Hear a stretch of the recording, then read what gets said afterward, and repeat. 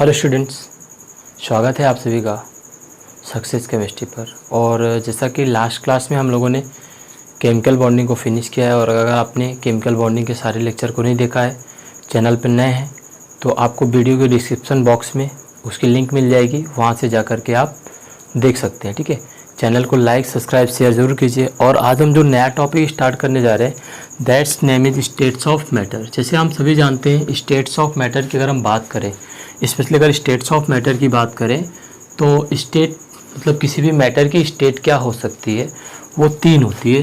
कौन कौन सी आप सभी पढ़ते हैं? Solid, liquid and gas. तो क्या सर हम इस चैप्टर में तीनों सॉलिड, लिक्विड, गैस तीनों को पढ़ेंगे? जी नहीं, बिल्कुल नहीं। इस चैप्टर में हम सिर्फ और सिर्फ गैस के बारे में पढ़ेंगे और थोड़ा बहुत लिक्विड के बारे में पढ़ेंगे। सॉलिड के बारे में आप क्लास 12 के पहले चैप्टर सॉलिड स्टेट में पढ़ते हैं।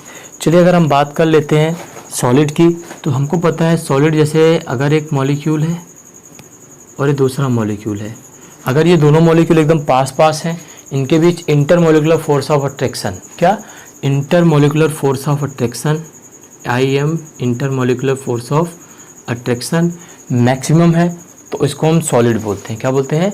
सॉलिड बोलते हैं। दूसरा अगर हम बात करें लिक्विड की, तो लिक्विड के पार्टिकल थोड़ा सा दूर होंगे और सॉलिड के कंपैरिजन में इनके बीच जो इंटरमॉलिक्यूलर फोर्स ऑफ अट्रैक्शन है, सॉलिड के कंपैरिजन में जो इनके बीच इंटरमॉलिक्यूलर फोर्स ऑफ अट्रैक्शन है वो थोड़ा सा लेस होगा।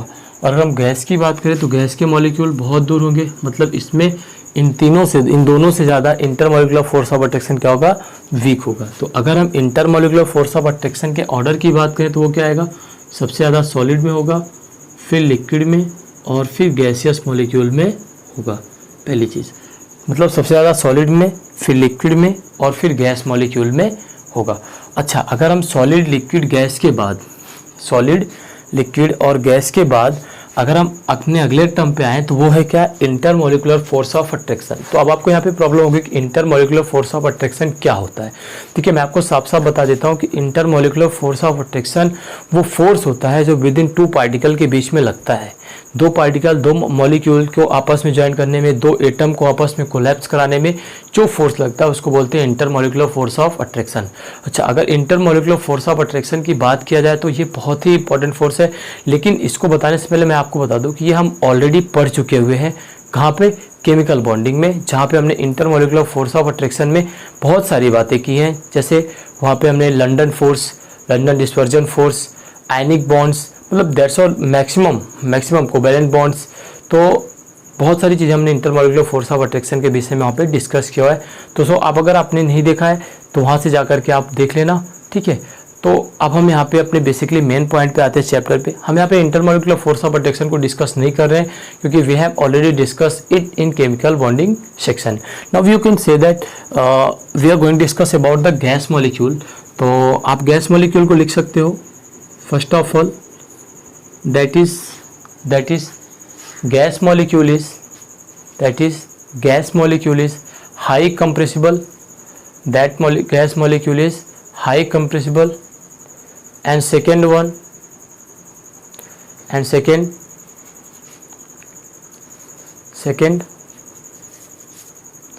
हाई कंप्रेसिबल होती है, मतलब इनके भी जो फोर्स ऑफ अट्रैक्शन होगा वो क्या होगा? वीक होगा। लिखिएगा there is less force of attraction between the gas particle. Approx neglect मान के चलते हम तो लिखना there is less force of attraction between gas particle. Gas particle के बीच में जो फोर्स ऑफ अट्रैक्शन होता है वो क्या होता है? वीक होता है।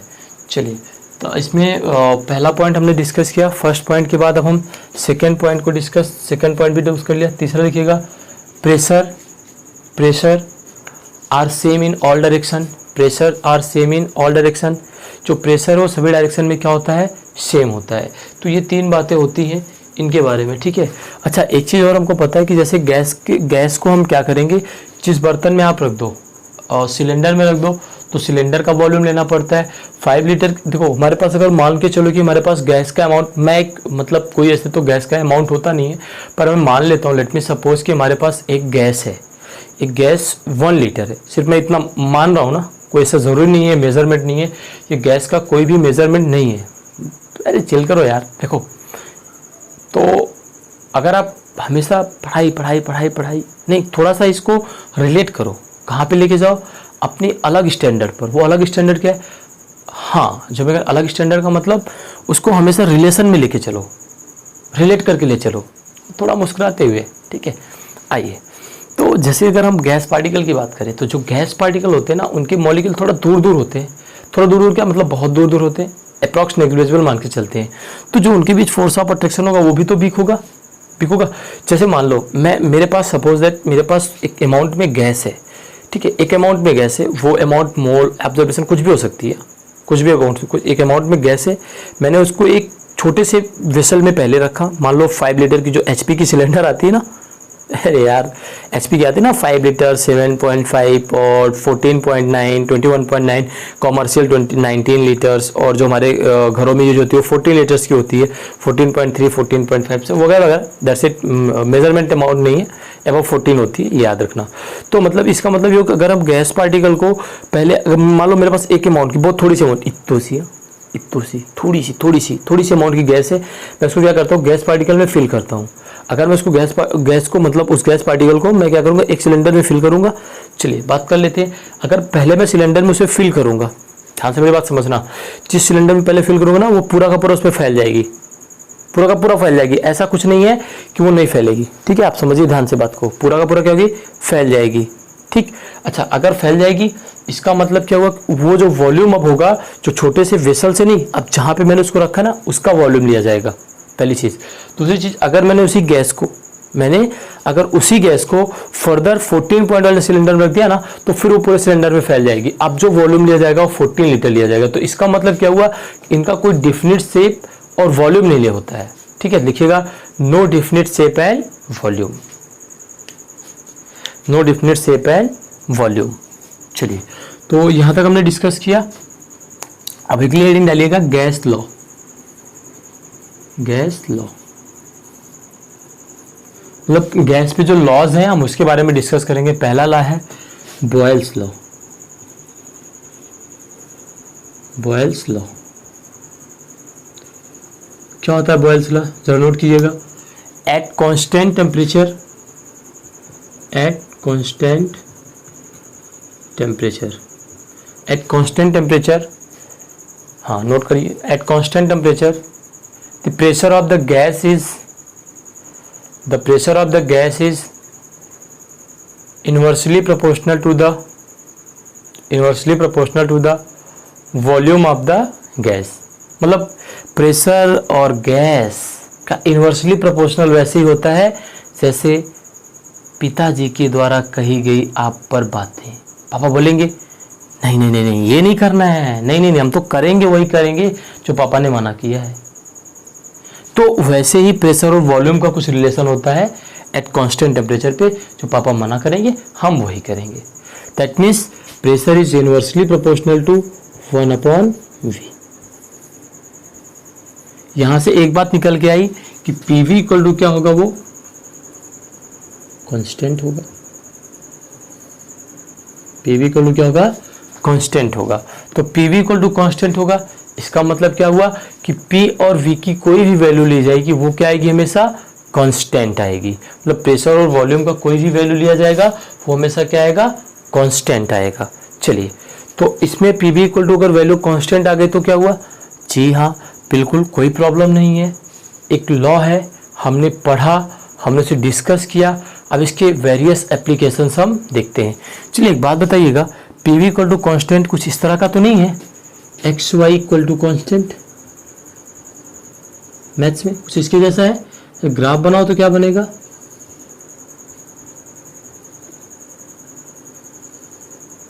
ऐसा बनेगा, बनेगा ना, x y equal to constant. तो अगर हम PV में प्रेशर और वॉल्यूम के बीच में ग्राफ बनाए, P और P के बीच में ग्राफ बनाए, तो कुछ इस तरह से ग्राफ मिलेगा आपको। तो ये पहला ग्राफ हो गया। वॉल्यूम आपको किस में लेना है, लीटर में। प्रेशर किस में रहता है इसका, ATM में, ठीक। तो प्रेशर और वॉल्यूम में आपका ये एक पहला ग्राफ हो गया, ठीक है। आप इसे बना लीजिए और फिर इसके बाद हम आगे डिस्कस करते हैं।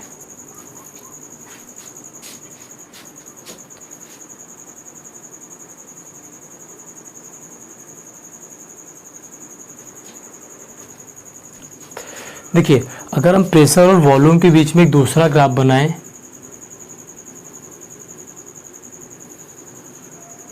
प्रेशर और वॉल्यूम के बीच में एक दूसरा ग्राफ है, यहाँ पे मैं टेम्परेचर को क्या कर रहा हूँ, मान लो ये ग्राफ है T1 पर है, फिर एक है आपका किस पर है, T2 पर है, फिर एक है आपका किस पर है, T3 पर है। अगर ऐसे ग्राफ के क्वेश्चन करने हैं तो क्या करेंगे, देखिए इस ऐसे ग्राफ को क्वेश्चन करना बहुत डिफिकल्ट नहीं है, आप फिजिक्स में पढ़ लिए होंगे। चलिए नहीं पढ़ा है तो ज़रा देखिएगा क्या करेंगे, ये ठीक है, ये करेंगे तो यहाँ से एक लाइन आपने कांस्टेंट प्रेशर पर ड्रॉ कर दी, प्रेशर को आपने कांस्टेंट कर दिया। मतलब आपको एक बात अब पता है कि देखो यहाँ पे T1, अगर मैंने ये कहा T1, ये T2 और ये T3, फिर उसके बाद आप यहाँ से देखोगे ये जो वॉल्यूम आएगा V1 होगा, ये वाला V2 और ये वाला V3, ये मतलब V के बीच था, ठीक है। तो अब आप देख रहे हो जैसे जैसे टेम्परेचर बढ़ रहा है वैसे वैसे वॉल्यूम क्या हो रहा है, बढ़ रहा है। मतलब V3 की वैल्यू ज़्यादा होगी एट कांस्टेंट टेम्परेचर T3 पे, और T2 की वैल्यू ज़्यादा होगी किस पर, T1 पर। तो इस तरीके से आप इसको हैंडल कर सकते हो कि V3 की वैल्यू ज़्यादा है, फिर V2 की है, फिर V1 की है। तो इस तरीके से ग्राफ को इसको आप डील कर सकते हो, इसमें आपको कोई प्रॉब्लम नहीं आने वाली है, ठीक है। लेकिन एक चीज़ हमको ये पता है कि PV इक्वल टू क्या होता है, NRT। अभी तो हमको नहीं पता, ये फार्मूला हमको नहीं पता है, वैसे तो पढ़ते हम इसे मोल कॉन्सेप्ट में भी है और भी वगैरह वगैरह जगह पढ़ते, पर अभी हम मान के चलते कि हमको नहीं पता है, ठीक है। चलिए हमको एक चीज़ पता है, डेंसिटी इक्वल टू क्या होता है, mass upon volume. Density equal to क्या होता है, मास अपॉन वॉल्यूम। अपनी बात ध्यान से समझिएगा, डेंसिटी इक्वल टू क्या होता है, मास अपॉन वॉल्यूम। एक बात देखिए, मास तो हमेशा किसी का चेंज नहीं होगा, वो तो हमेशा कांस्टेंट होता है, पर हाँ वॉल्यूम तो चेंज हो सकता है गैस का। इसका मतलब डेंसिटी जो है वो इन्वर्सली रिलेटेड है किससे, 1/v से। डेंसिटी इन्वर्सली रिलेटेड है 1/v से। इसका मतलब क्या हुआ, देखो अब यहाँ पे हाँ देखो, अब वैसे भी हमको पता है डेंसिटी ज़्यादा तो वॉल्यूम कम, क्योंकि इन्वर्सली रिलेशन है।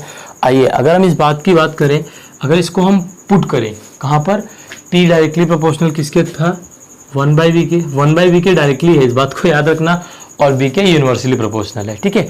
तो चलिए अगर हम बात करें डेंसिटी इन्वर्सली रिलेशन को, तो अगर हम दोनों रिलेशन को एक साथ सेटिस्फाइड करें तो क्या मिलेगा, P directly proportional to D। तो ये जो मैं बातें लिख रहा हूँ ना, इसे आप नोट करते रहिएगा। ऐसा नहीं है कि मतलब यहाँ पे श्रीमद् भागवत की कथा चल रही है और आप सुने जा रहे हो और लास्ट में पूछते हो कि सर ये बताइए श्री कृष्ण कौन थे। तो ये तो क्या हो गया, ओ हो श्री कृष्ण कौन थे, पता नहीं कौन थे यार ना। तो ऐसा नहीं होना चाहिए, जो भी बातें कर रहा हूँ ऐसे नहीं है, जेन्युइन है, इसे आप नोट कर सकते हो, बिल्कुल नोट करना। और नोट करना आपका स्वाभिमान है, आपका समझौता है, स्वाभिमान के साथ समझौता जरूरी नहीं है, ठीक है। तो चलिए pressure directly proportional to density हो गया। डेंसिटी क्या होता है, मास अपॉन वॉल्यूम, और डेंसिटी इन्वर्सली हो गया 1/वॉल्यूम के। मास तो क्या है, मास तो कांस्टेंट है यार, उसका क्या लेना देना, इससे यहाँ पे क्या रिलेशन है, उसका कोई रिलेशन नहीं है, वो तो कांस्टेंट है। और कांस्टेंट को हम कांस्टेंट लेके चलते हैं कि बहुत सारे कांस्टेंट हमने छोड़ दिए, आर को छोड़ दिया हमने, अभी बहुत सारी कांस्टेंट को छोड़ा है, मोल्स वगैरह सब छोड़े हैं। तो आइए इस पर बात करते हैं। तो ये हो गया आपका P directly proportional to D। अच्छा एक बात बताओ, अगर प्रेशर और डेंसिटी के बीच ग्राफ बनाए तो बना दो सर, आपकी मर्जी बना दो। हाँ मेरी मर्जी, मैं तो कुछ भी कर सकता हूँ, बिल्कुल। Line passing through origin without intercept हो गया। लेकिन एक बात याद रखना, अगर आप प्रेशर वर्सेस 1/b का ग्राफ बना रहे हो तो गैस का वॉल्यूम जीरो नहीं होगा, कुछ ना कुछ उसके पास अमाउंट रहता है। गैस का वॉल्यूम जीरो नहीं होगा, कुछ ना कुछ अमाउंट उसके पास रहता है, और वो जो अमाउंट रहता है ना बच्चा, उसी में आपका धोखा हो जाता है। आप सोचते हो कि अमाउंट गया, नहीं, अमाउंट होता है उसके पास कुछ ना कुछ, और जो अमाउंट होता है इसलिए वो ग्राफ यहाँ जीरो से नहीं स्टार्ट होता है।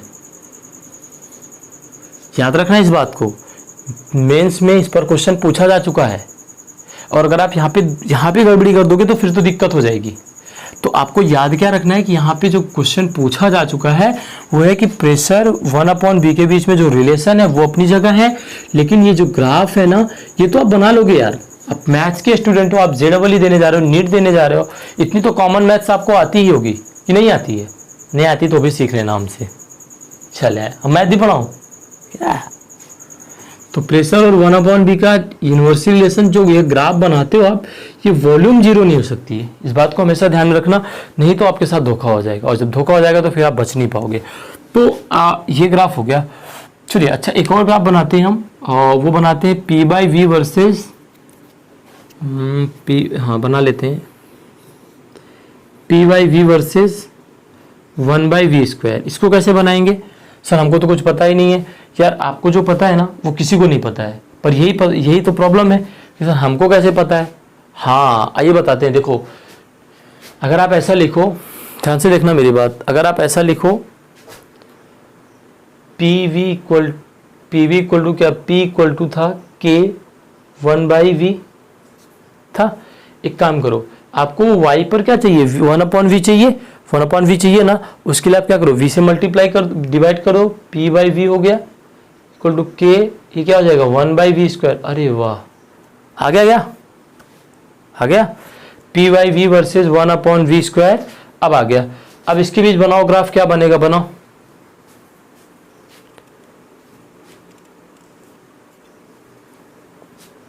भाई ये हो गया आपका y, ये हो गया m, ये हो गया x, y equal to m x, y equal to m x, that means line passing through origin.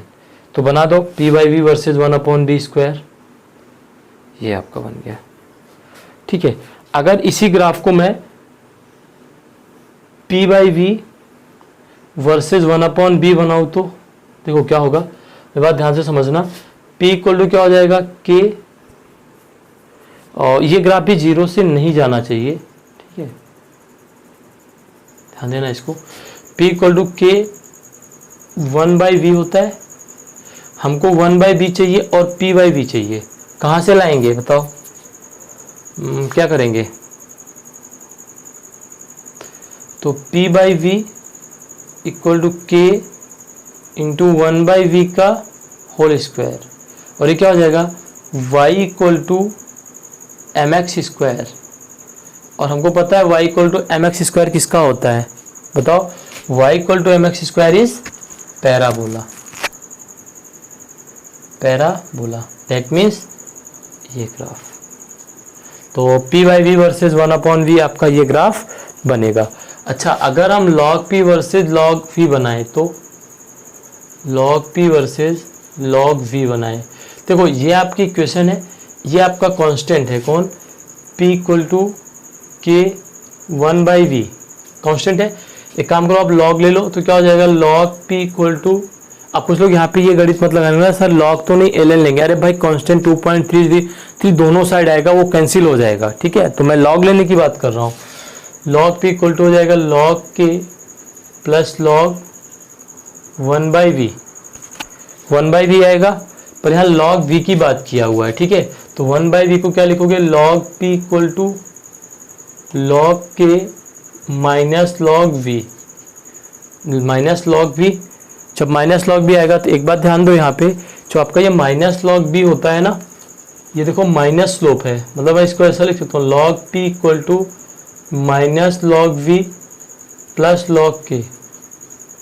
ये मतलब ये c आपका कांस्टेंट है, पर माइनस log v, देखो इसको लिख दो आप y, ये हो गया आपका माइनस mx हो गया, दैट मीन्स स्लोप विच है 135 डिग्री स्लोप, मतलब दैट मीन्स लाइन विच है 135 डिग्री स्लोप। इसका मतलब क्या हुआ, जरा देखो ध्यान से, ये हो गया भाई, जब ये एंगल इधर से बनाता, ये इधर से बनाता तो 45 होता था, पर अभी स्लोप कैसा आ गया, निगेटिव आ गया, तो निगेटिव स्लोप का कितना हो जाएगा 135 डिग्री के आसपास आपका आएगा। तो यहाँ पे आपके बॉयल्स लॉ की बात थी ये, ठीक है, तो यहाँ पे हमने बॉयल्स लॉ को कंप्लीट किया, और इसे आप नोट कर लो। और इसे ग्राफ जो है वो कई डिफरेंट ग्राफ बना करके आपसे पूछे जा सकते हैं, ऐसा कोई ज़रूरी नहीं कि कौन सा ग्राफ बनाएगा, बट ये तरीका होता है। जैसे यहाँ पे हमने डिस्कस किया p equal to k 1/v, जो यहाँ पे नीडी है, जिसकी आपको यहाँ पे ज़रूरत है, वही बनाने का यहाँ पे प्रयास करो, और वो यहाँ पे बनाने का प्रयास करो, क्वेश्चन आसानी से हो जाएगा, कोई इतनी बहुत बड़े प्रॉब्लम्स नहीं आते ग्राफ में, बहुत इजीली हैंडल्स किए जा सकते हैं। जैसे मान लो ये pressure equal to k into 1/v का ग्राफ था, तो मैंने देखा कि यहाँ पे y पे p/v था और ये 1/v था, तो इसको उसी तरह से मैंने डील किया। कुछ ग्राफ थे जैसे y इक्वल टू mx², तो इसका ग्राफ ये होता है आपका, ये आप याद रखो, ठीक है, जैसे y इक्वल टू mx का ये होता है, ठीक। और अभी आप e⁻x का भी पढ़ोगे, तो बहुत सारे ऐसे ग्राफ्स होते हैं जो आपके यूजफुल में आने वाले हैं, तो उसे आप पढ़िए। और बॉयल्स लॉ आपका यहाँ पे होता है, और आप इसे छापिए और मज़े से छापिए। फिर हम जो है अगले छापने वाले पोर्शन पे चलते हैं, जिसका नाम है चार्ल्स लॉ। चलिए हम अपने लॉ की तरफ, अगले लॉ की तरफ बढ़ते हैं जिसका नाम है चार्ल्स लॉ। ठीक है, चार्ल्स लॉ।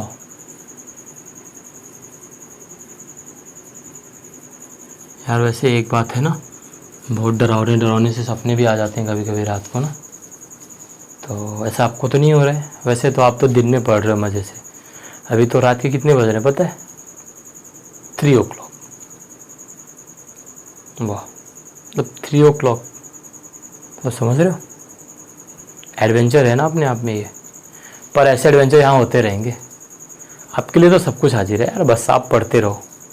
ठीक है, अभी तो 3 बज रहे हैं, ये क्या कोई टाइम होता है क्या पढ़ने या पढ़ाने का कोई टाइम? अरे दिन के 3 नहीं है, रात के 3 बज रहे हैं। आइए चार्ल्स लॉ की बात कर लेते हैं। तो चार्ल्स लॉ है ना, ये भी बहुत ही इंपॉर्टेंट है। थोड़ा सा मुस्कुराते हैं, थोड़ी सी आपको एक जोक सुनाते हैं। क्या है वो जोक?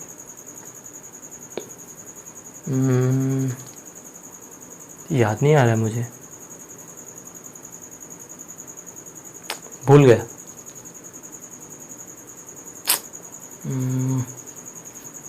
कोई बात नहीं, जब याद आएगा तो बताएंगे। चलो करते हैं, कुछ जोक था ही नहीं। चलिए चार्ल्स लॉ की बात करते हैं। देखिएगा, एट कांस्टेंट वॉल्यूम, नहीं, एट कांस्टेंट नहीं, at constant pressure, at constant pressure.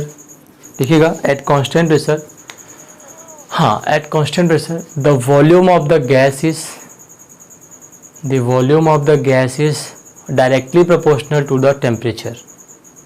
तो जो गैस का वॉल्यूम है वो टेम्परेचर पर डायरेक्टली प्रोपोर्शनल होता है। मतलब अगर वॉल्यूम को बढ़ाएंगे तो टेम्परेचर बढ़ेगा एट कांस्टेंट प्रेशर पर। मतलब समझ रहे? पापा ने कहा नहीं जाना वहाँ, ना जाएंगे, क्या कर लोगे? उन्होंने अपना प्रेशर कर दिया कांस्टेंट, नहीं चिल्ला रहे हैं, आराम से बोल रहे हैं, नहीं जाना वहाँ, जाएंगे। मतलब अब अगर आपका वॉल्यूम ज़्यादा है, आपका वॉल्यूम ज़्यादा हो जाएगा, और जैसे जैसे आपका वॉल्यूम ज़्यादा होगा, अरे आपके आवाज़ गले के, मतलब आपका टेम्परेचर बढ़ना स्टार्ट हो जाएगा। तो मतलब प्रेशर को रख दिया उन्होंने कांस्टेंट, तो आप उनके ऊपर ही चिल्लाने लग गए। तो at constant pressure volume is directly proportional to temperature, और किसमें? केल्विन में। ये इंपॉर्टेंट बात है, यहाँ धोखा होगा अगर आप गड़बड़ी कर जाओगे तो। वॉल्यूम जो है वो टेम्परेचर के डायरेक्टली प्रोपोर्शनल होगी, ये गलती मत करना। ये मत समझ लेना कि वॉल्यूम टेम्परेचर के डायरेक्टली प्रोपोर्शनल नहीं होगी, बिल्कुल होगी, वो बात तो ठीक है, लेकिन ये टेम्परेचर कैसा होना चाहिए? केल्विन में होना चाहिए, डिग्री सेल्सियस में नहीं होना चाहिए, फ़र्क होता है। आइए उस फ़र्क को मेंशन कर लेते हैं कि वॉल्यूम टेम्परेचर को डिग्री सेल्सियस में रखने पे क्या फ़र्क आता है। ठीक है, अगर हमने वॉल्यूम को रख दिया डिग्री सेल्सियस में तो देखो क्या होगा। मान लेता हूँ कोई कांस्टेंट के डिग्री सेल्सियस में रखेंगे, क्या आएगा? T + 273। भाई अगर ऐसा होगा डिग्री सेल्सियस में रखोगे तो ये चीज़ तो करनी पड़ेगी ना। 273 किसी केल्विन को 2T मतलब 273 तो आएगा, चाहे प्लस में चाहे माइनस में, एक आपका एक्स्ट्रा कांस्टेंट बढ़ जाएगा। इसीलिए हमेशा ध्यान देना, गैसियस स्टेट में जब भी आप टेम्परेचर को रखना तो केल्विन में रखना। ठीक है, चलिए अगर हम वॉल्यूम वर्सेस टी केल्विन का ग्राफ बनाएं, volume versus T at kelvin पर क्या होगा ज़रा देखो। ये आपका वॉल्यूम है और ये आपका टेम्परेचर है केल्विन में, तो यहाँ भी आपका वॉल्यूम जीरो नहीं हो सकता, ये ग्राफ ऐसे जाएगा। ये थोड़ी सी डॉट लाइन आपको दिखानी पड़ेगी, आप इसका ऐसा नहीं कर सकते। अच्छा अगर आप डिग्री सेल्सियस में रख दोगे, देखो क्या होगा, वॉल्यूम अगर आप टी डिग्री सेल्सियस के साथ कर दोगे तो हाँ प्रॉब्लम यहाँ आ जाएगी, क्योंकि डिग्री सेल्सियस में रखने पर अब ये वैल्यू जो है आपकी, जो टेम्परेचर यहाँ डिग्री सेल्सियस में है, इसको केल्विन में कन्वर्ट करने के लिए प्लस 273 लेना पड़ेगा। अगर केल्विन में नहीं रख रहे हो, डिग्री सेल्सियस में रख रहे हो, तो थोड़ी बहुत चेंजेस वैल्यू में आएंगे, आप यहाँ से समझ रहे हो। वो वैल्यू क्या है, वो वैल्यू कांस्टेंट जाएंगी। देखो मैं तो एक बस आपको समझा रहा हूँ, ठीक है। अगर आप के रखोगे तो ये देखो के क्या हो जाएगा, के टी प्लस 273। अगर ऐसा करते देखो 273 के, ये कांस्टेंट होगा और कहाँ जाएगा, ये कांस्टेंट कुछ इधर आएगा ऐसे, यहाँ पे बढ़े ये, ठीक है। ये वैल्यू आपकी ऐसे कांस्टेंट एक सी मेंशन हो जाएगा। तो ये फर्क होता है टी केल्विन और टी डिग्री सेल्सियस के ग्राफ में, ठीक है। अगर हम एक और ग्राफ बनाएं, अगर आपको दो ग्राफ दिए हों वॉल्यूम और टेम्परेचर के, और यहाँ पे आपको प्रेशर मेंशन हो P1 P2 P3, तो कैसे पता करेंगे, एक यहाँ से लाइन ड्रॉ करेंगे, वो कांस्टेंट वॉल्यूम पर एक लाइन ड्रॉ करेंगे। देखो ये वैल्यू क्या देगा P1, ये वैल्यू क्या देगा P2, ये वैल्यू क्या देगा P3, P1 P2 और P3। अब आपको पता है कि P1 P2 P3 देगा तो कौन सा अमाउंट ज़्यादा होगा, P3 होगा, फिर आपका P2 हो जाएगा, फिर आपका P1 हो जाएगा। तो आपसे जो भी रिलेशन पूछे वो आप बता सकते हो कि T1 पर इतना होगा, T2 पर इतना, T3 पर इतना, क्योंकि उसने वॉल्यूम को तो कांस्टेंट रखा हुआ है, वॉल्यूम में तो कोई प्रॉब्लम आ नहीं रही, कोई चेंजेस आ नहीं रहे, ठीक है। तो ये वॉल्यूम और टेम्परेचर के वर्सेस में आपका ये ग्राफ होता है, ये P1 P2 P3 होता है। अगर ऐसा पूछता है तो किसी एक को आप कांस्टेंट कर दो, आपका आंसर आ जाएगा बहुत आसानी से, ठीक है।